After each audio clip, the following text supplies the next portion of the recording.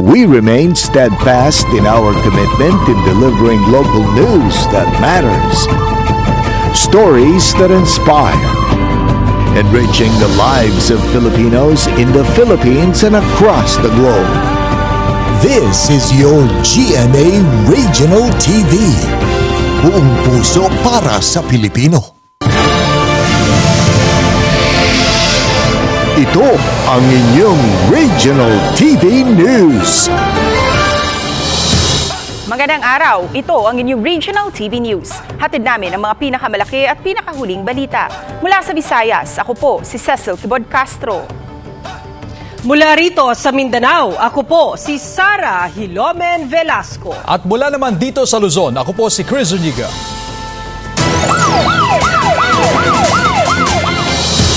Nasawi ang isang 7 buwang gulang na sanggol matapos itong ihagis ng kanyang sariling ama sa bayan ng Magsaysay, Davao del Sur.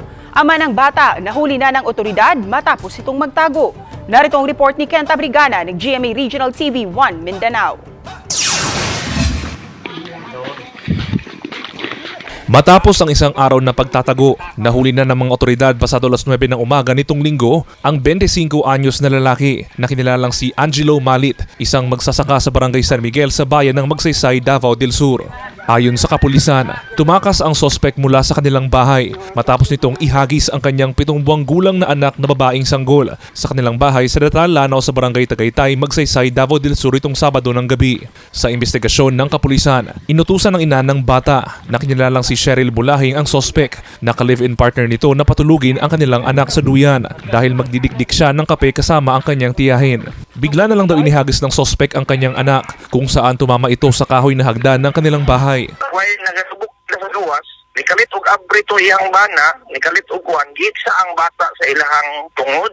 Ang bata naigo dito sa may kahoy bitaw, sir, kahoy nga na may hagdanan. Agad na umalis ang sospek sa kanilang bahay matapos ang pangyayari. At agad namang kinarga ng tiyahin ni Cheryl ang sanggol at ikinandado ang mga pinto ng kanilang bahay. Dahil sa takot na baka nasa labas pa ang sospek, hindi sila kaagad nakalabas para humingi ng tulong. Binawian ng buhay kalaunan ang sanggol. Pero humingi pa rin sila ng tulong sa otoridad para dalhin sa ospital ang bata. Pero idineklara na itong dead on arrival. Ayon sa pinsan ng ina at tiyuhin ng sanggol, hindi nila inakala na magagawa ng sospek ang nasabing krimen. Tarong man siya, wala man siya kanang tanaw na ko, wala man siya daot sa panguto. Wala na tingal namin nga nung nahitabo sama ni ato nga iyang lambusan iyang kaugalingon anak. Hindi pa rin matanggap ni Cheryl na isang PWD ang nangyari sa kanyang anak. Sa kadjukas, ako asa ko ang desisyon, ipapresyo na kailangan. Sinubukan ng GMA Regional TV 1 Mindanao na kuhanan ng pahayag ang sospek pero tumanggi ito.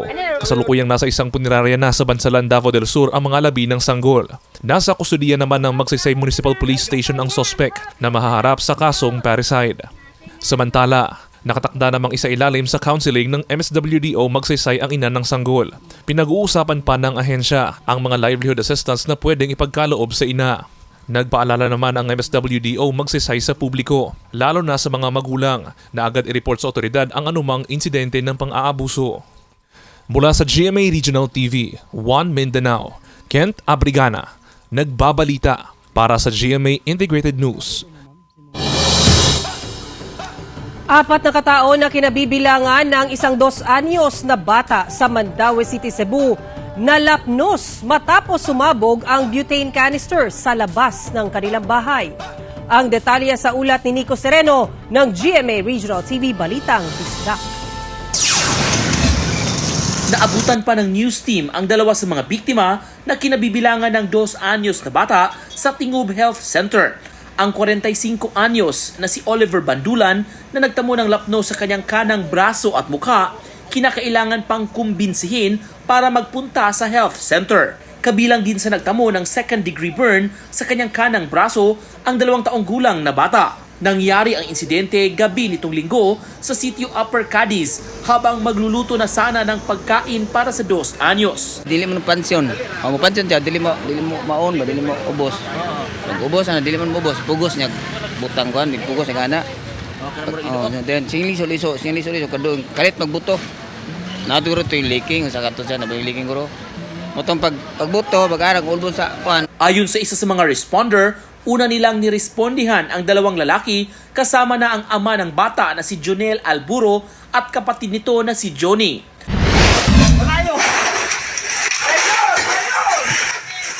Naglalagablab na apoy at makapal na usok ang bumulabog sa mga residente ng barangay Bugtong na Pulo, Lipa City pasado alas 2 ng hapon kahapon. Mabilis umanong tinupok ng apoy ang 5 magkakatabing bahay sa lugar. Ayon sa BFP, naging pahirapan din daw ang pagpasok ng fire truck sa lugar dahil sa masikip na daan at ilang sagabal na gamit sa kalsada. Kaya pinaalis na sa mga residente ang mga nakaharang sa daan. Una ay dikit-dikit, pati yung malakas na hangin, kaya mas mabilis kumalat yung apoy. Pero sa pamamagitan din ng mabilis na pag-aapula ng ating mga bombero, kami po, mga bombero, at mabilis po na namatay po ito. Mula sa GMA Regional TV Balitang Bisdak, Nico Sereno nagbabalita para sa GMA Integrated News.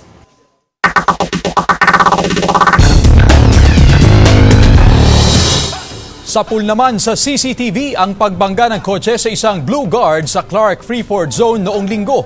Nagmomonitor ang gwardya sa bahagi ng exit gate pero nang tumawid ito sa kalsada, dito na siya sinalpok ng humaharurot na itim na sasakyan. Sa lakas ng impact, tumila po ng biktima pero imbes na hintuan, humarurot pa ang kotse. Kinilalang biktima na si Gilbert Lopez Tabing na dinala sa ospital matapos magtamo ng sugat sa ulo at katawan. Isa sa ilalim din siya sa CT scan. Nakilala na ang driver ng kotse na handa raw makipag-areglo ayon sa otoridad. Sa investigasyon ng PNP, hindi raw napansin ng driver ang tumatawid na gwardya.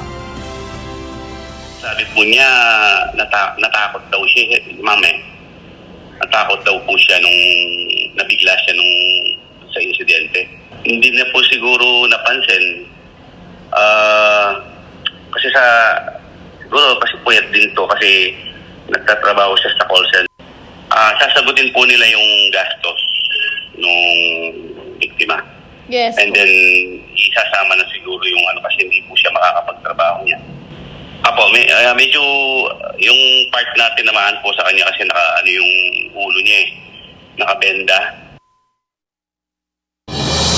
Umarangkada na simula kahapon ang 7 buwang voter registration sa buong bansa para sa 2025 midterm elections. Para sa detalye, makakasama natin si Adrian Prietos ng GMA Regional TV 1 Western Visayas live mula sa Bacolod City. Adrian?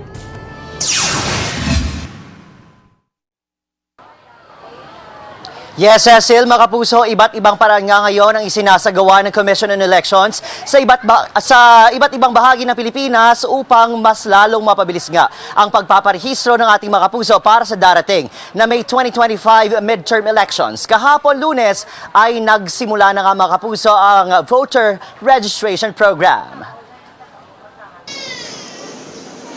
Puspusan ang paghahanda ng COMELEC para sa 2025 midterm elections. Una rito ang pagsasagawa ng voter registration sa buong bansa simula kahapon, February 12. Target ng COMELEC na makapagrehistro ng nasa 3 million na bagong botante para sa 2025 midterm elections. Kaya para mas mapadali ang proseso ng pagpaparehistro, inilunsad ng komisyon ang Register Anywhere Program o RAP registration sites sa mga mall at paaralan na magsisilbing one-stop shop kung saan pwedeng magparehistro ang mga botante kahit mula sa malalayong lugar.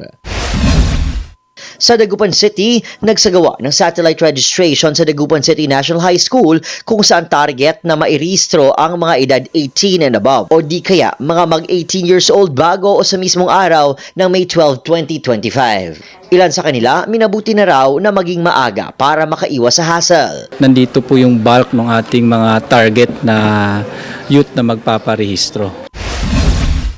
Sa Batangas City, alas 5 pa lang ng madaling araw, may mga pumila na sa tanggapan ng COMELEC.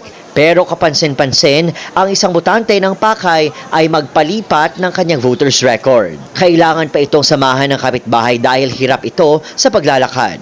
Ilan lang ito sa mga nakitang problema ng COMELEC Batangas City, kaya bukod sa Register Anywhere program, magtatakda rin daw sila ng special day para sa vulnerable sector. Sa Naga City, Camarines Sur, isa ang 77 anyos sa si Ruben Espedido sa mga maagang pumila sa Comelec Naga City para magpa-transfer ng kanyang voter registration sa lungsod mula sa Maynila. Sa Legazpi City sa probinsya ng Albay, ginawa sa isang mall ang mas pinadaling voter registration. Ayon sa Comelec Legazpi City, mas marami ang masiserbisyuhan nila sa mga satellite registration kumpara kung gagawin lang sa Comelec office. Sa Iloilo City, mapapansing marami rin ang maagang pumunta sa Comelec office. Tinis ng 80 anyos na si Tatay Sikyat ang sakit ng kanyang tuhod para lang makapagparehistro. Gusto nitong magpa-reactivate ng kanyang voter registration. Nais ng Comelec Iloilo na masutukan ang Register Anywhere program sa susunod na mga araw. Sa Bacolod City naman, dumagsa rin ang ilang botante na gustong magparehistro. Hindi naging hadlang ang maulang panahon sa PWD na si Lolo Romeo. Kailangan ng mga PWD or senior citizens which they could not write their own name or magkadtulak para mabuligan sila. Sa Cebu City, kapansin-pansin ang mahabang pila ng mga tao sa labas ng tanggapan ng Comelec. Ayon sa Comelec 7 Regional Director na si Attorney Lionel Marco Castellano. Kining registration would cover new registrants katong pag yun marehistro sukad. Dagsa rin ang mga tao sa Lapu-Lapu City Comelec Office sa Cebu. Dahil sa haba ng pila, maraming senior citizens ang nakatayo dahil walang bakanting upuan. Ganito rin ang sitwasyon sa Comelec Mandaue City.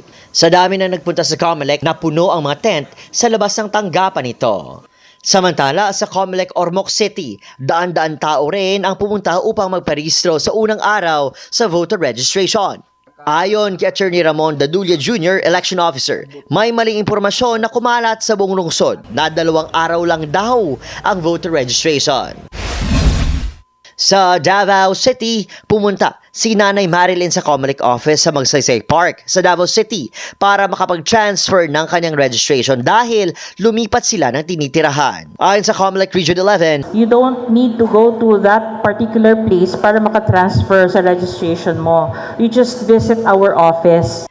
Sa Cagayan de Oro City, maagang dumagsa sa Comelec Cagayan de Oro City ang mga registrant para maagang matapos sa pagpaparehistro. Sa General Santos City naman, maagang pumunta ang mag-classmates na ito upang magparehistro ng maaga dahil wala pa silang pasok sa paaralan.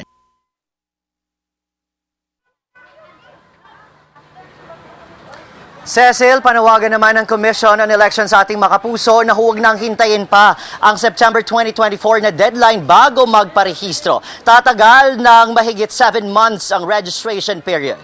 Cecil? Maraming salamat, Adrian Prietos ng GMA Regional TV 1 Western Visayas. Ilang bunga ng mga pananim na mais sa Calasiao, Pangasinan sinisira ng mga uod. May detalye si Russell Simorio ng GMA Regional TV 1 North Central Luzon. Nagsimula na ang anihan ng mais sa Barangay Sungkoy, Calasiao, Pangasinan. Pero nanlulumo ang ilang magsasaka dahil inatake ng peste ang ilang bunga ng mais. 4 na buwan ang itinatagal na mga pananim na mais bago maani ng mga magsasaka. Ibig sabihin, 4 na buwan ding naghirap at nagpagod ang mga magsasaka. Kaya malaking kalbaryo sa kanila nang makitang ganito ang kinahinatnan ng kanilang bunga ng mais. Ang bunga, sira na dahil sa pag-atake ng peste. Natusok ng yung dangan-dangan. Problema namin dito sa magsasaka sa mais. Pero sana pansinin na kami ng bayan naman. 150,000 pesos ang ipinuhunan ni Bernard sa 1 hektarya niyang maisan. Pero dahil sa peste, hindi na siya umaasang mababawi ang kanyang puhunan. Nagsasagawa ng monitoring ang Municipal Agriculture Office para sa anumang tulong na maaaring maibigay sa mga magsasaka. Pag dumating na rin yung request namin, binibigay din namin doon sa mga nag-complain, nag-report. Hinihikayat ng otoridad ang mga apektadong magsasaka na direktang mag-report sa kanilang tanggapan. Mula sa GMA Regional TV 1 North Central Luzon, Russell Simorio nagbabalita para sa GMA Integrated News. Patay ang 2 katao matapos makuryente sa ginagawang apartel sa Purok 4, Barangay Poblasyon sa bayan ng Kapalonga, Camarines Norte, pasado alas 5 ng hapon noong February 9. Sa report ng kapulisan, may inaabot na bakal ang biktimang si alias Jose sa 43 anyos na katrabaho nito na hindi na pinangalanan.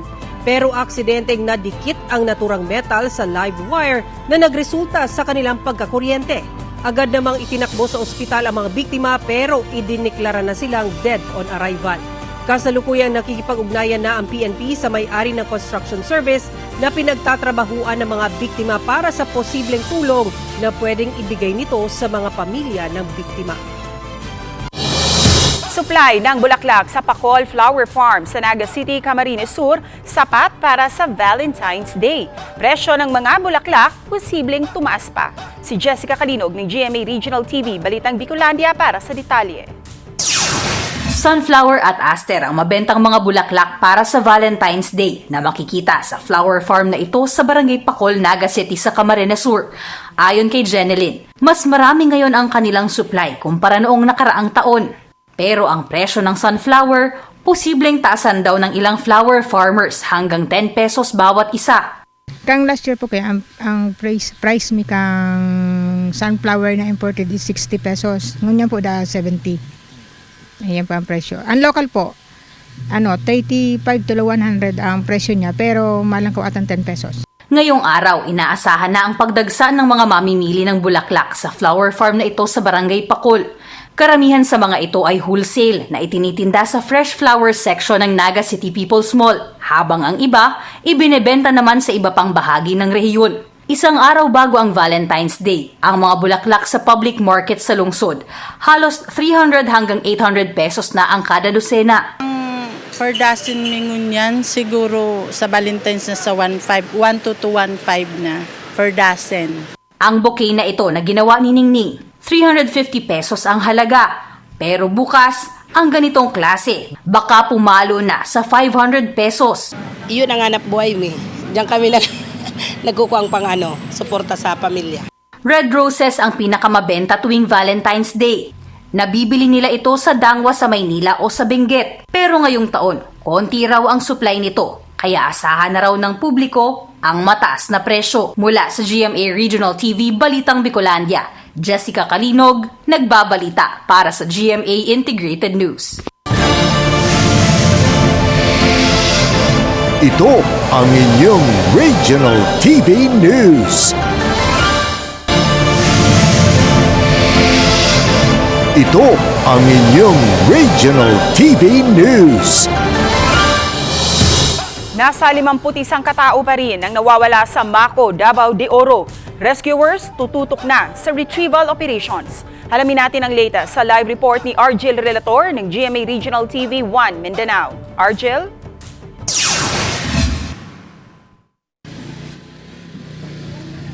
Cecil, nasa mag-iisang linggo na mula nang mangyari ang pagguho sa Barangay Masara, nasa 51 pa rin ang patuloy na pinaghahanap. Buhi oh! Ang tila himalang pagkakasagip ng batang ito na nahukay sa pagguho sa Maco, Davao de Oro nitong Biyernes ang ipinagdarasal din ng pamilya tandaan na mangyari sana sa 25 anyos na si Joseph Fernandez, empleyado ng Apex Mining na pinaniniwala ang sakay ng isa sa mga natabunang bus. Padayon gyapon mi nagpaabot sa iya. Kay bisan pag dawat naman namo siya og unsa man, amo alam ba nga makita namo iyahang lawas gani. Hindi rin nawawala ng pag-asa ang nobya ni Joseph kahit 6 na araw na mula nang mangyari ang landslide. Apod kay porsyento nga. Ang Ginoo jud nasayod sa tanan, milagrohan man siya nga buhi lang siya. Pahirapan pa rin ang search, rescue and retrieval operation. Pero bukod dyan, hamon din ang pagtukoy sa mga labi tulad ng 5 nakuha sa Ground Zero. Nare-recognize nila yung facial identity ng victim, but later on, hindi na siya ma-identify.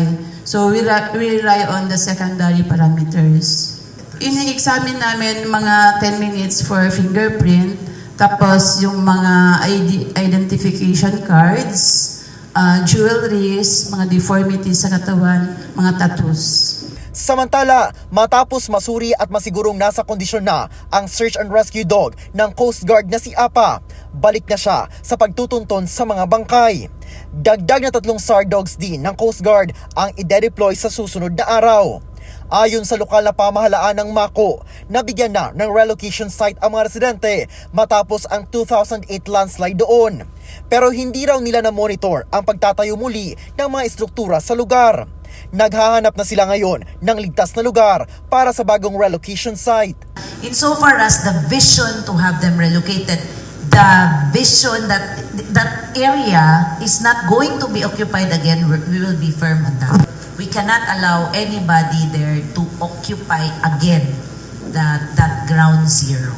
Ipinangako naman ng Mines and Geosciences Bureau na bibilisan ang assessment sa proposed relocation sites. We have a pool of experts now ready to be dispatched to look at proposed relocation sites. Samantala, patuloy pa rin ang operasyon ng Apex Mining na nasa 1 kilometro lang ang layo mula sa pinangyarihan ng pagguho. Mas delikado raw kung ititigil ito. Hindi rin namin pwedeng i-shutdown ang operations kasi dito magkakaroon ng unsafe environment na naman kasi ang ating mga underground working areas, although nasa malayo pa, magkakaroon ng flooding kung hindi natin i-operate ang mga facilities, magkakaroon ng accumulation of gas, so unsafe na naman. Cecil, ngayong araw ay nakatakdang maglabas ng desisyon kung retrieval na lang ba ang gagawing operasyon sa Ground Zero. Cecil. Maraming salamat, Argel Relator ng GMA Regional TV 1 Mindanao.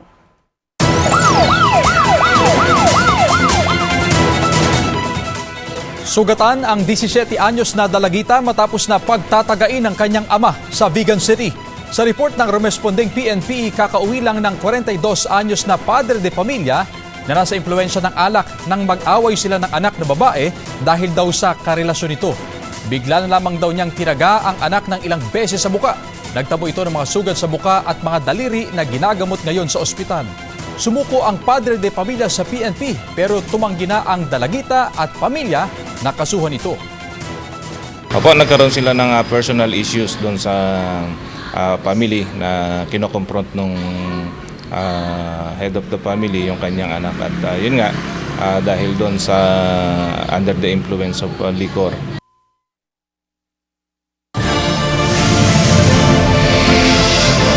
Ito ang inyong Regional TV News.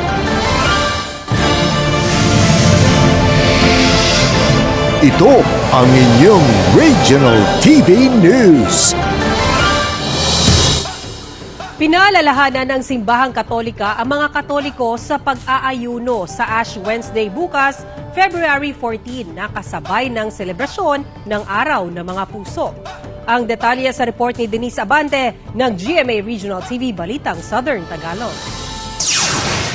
Sa kalendaryo ng Simbahang Katolika, ang Miyerkules ng Abo o Ash Wednesday ang unang araw ng panahon ng Kwaresma o mahigit 40 araw bago ang Pasko ng pagkabuhay. Nagaganap ito sa iba't ibang petsa bawat taon dahil nakabatay ito sa petsa ng Semana Santa. Maaaring pumatak ang Ash Wednesday sa pinakamaagang araw sa ika-4 ng Pebrero o pinakahuli ika-10 ng Marso. Ngayong 2024, tumapat ang Miyerkules ng Abo sa February 14, araw din ng mga puso. Kaya bukod sa selebrasyon ng pagmamahalan, ipinaalala rin ng Simbahang Katolika ang kahalagahan pa rin ng pag-aayuno o pangihilin. While the Valentine's Day comes special to many, ay alin ba, mamili ka kung anong gusto mong i-celebrate. It has, I think, little to do with the faith. No? Kung meron man, it has that story of Valentine or Saint Valentine na isang martir. He died for the Christian faith. Nakagawian na rin ng mga Katoliko ang pagpapalagay ng abo sa noo, tanda ng pagsisisi sa mga kasalanan. Ayon sa simbahan, kapag mayroon ka ng abo sa noo, nararapat lamang na ikaw ay mangilin at magsakripiso. Batid naman daw ni Tony na dapat pa ring iobserba ang pangingilin kahit sa mismong Valentine's Day. Bilang isang Katoliko raw kasi, mas matimbang pa rin daw sa kanya ang pagmamahal sa Panginoon. Every day is a Valentine's Day, especially when you're with your loved ones. That is to remind us na tayo ay nanggaling sa abo, dun ulit tayo pupunta. And to repent for our sins, masyado ng maraming kaguluhan sa mundo. Hinihimok din ng pari ang mga mananampalataya na patuloy na pagtibayin ang pananalig at pagdarasal sa pamamagitan ng sakripisyo at pagbibigay tulong sa kapwa. Sa March 31 naman gugunitain ng mga Katoliko ang dakilang kapistahan ng Pasko ng pagkabuhay ng Panginoon. Mula sa GMA Regional TV Balitang Southern Tagalog, Denise Abante nagbabalita para sa GMA Integrated News. Mga Kapuso Stars, nakisaya sa Bacolod Festival sa Bacolod City. All-out performances mula kina Clea Pineda, Jerry Gonzalez, John Lucas at Bubay nagbigay kulay sa gabi ng Kapuso Fiesta. Si Aileen Pedreso ng GMA Regional TV 1 Western Visayas nakatuto. Makukulay na Chinese lanterns, masasarap na pagkain at syempre, kasabay naman ang Bacolod Festival sa City of Smiles. All smiles din ang Bacolod noon sa pagsalubong sa mga kapuso. Bumisita muna sila sa Yuanthong Temple upang magdasal. I felt safe, sobrang sacred ng place. I feel lucky.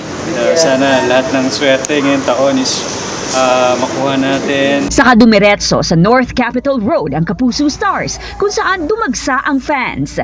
Abot kamay na performance ang inihanda ni Clea Pineda ng abot kamay na pangarap. Hiyawan din ang sumalubong sa paglabas ng T-Bats host na si Bubay. This time for the Bacolod City, Early Valentine's treat naman ang hatid ni Kapuso actor Jeric Gonzalez. At ng panghaharana ni John Lucas ng Black Rider. Sobrang thankful ako sa mga kapuso nating Bacolod Nons dahil sa mainit na pagtanggap nila sa amin. Sobrang love na love ko po ang mga taga Bacolod. Samantala na puno ng makukulay na lantern sa mga kalye sa Bacolod City nang magpasiklaban sa performance ang 6 na contingents sa Lantern Dance Competition. Itinanghal na kampyon ang Jujaju. First runner-up naman ang Bricksers at second runner-up ang The Luminaries. Mula sa GMA Regional TV 1 Western Visayas, Aileen Pedreso ang nagbabalita para sa GMA Integrated News. Samantala, mapapanood niyo pong episode na ito sa official website ng GMA Regional TV, www.gmaregionaltv.com. Pwede rin kayong bumisita sa aming official YouTube channel, GMA Regional TV, at i-click ang subscribe button para sa pinakamainit na balita mula sa mga rehiyon. Nais naming pasalamatan ng mga kapuso sa iba't ibang panig ng Pilipinas, maging ang mga kapuso natin abroad. Dahil sa GMA Regional TV, local news matters. Kami ang Regional TV News, buong pwersa para sa mas malaking misyon at mas malawak na paglilingkod sa bayan.